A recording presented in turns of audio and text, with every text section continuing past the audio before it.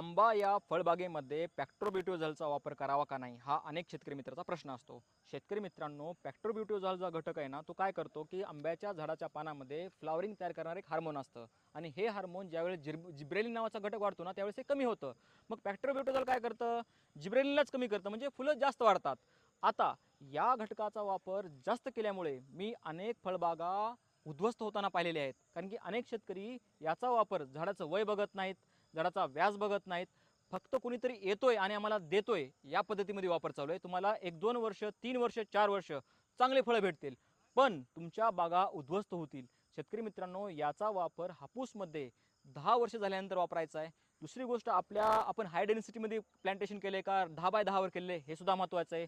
झाडाचं त्याला आपण ज्यावेळेस खत देतो, खत दिल्यानंतर त्याला वापरायचं आहे. जर आपण खत देण्याच्या अगोदर त्याला वापरलं ना, तर एक्सेसिव्ह काय झाडाची जी गर्थ आहे ना ती वाढणार नाही. मग तुमच्या झाडामध्ये स्टेम बोरर, विल्ट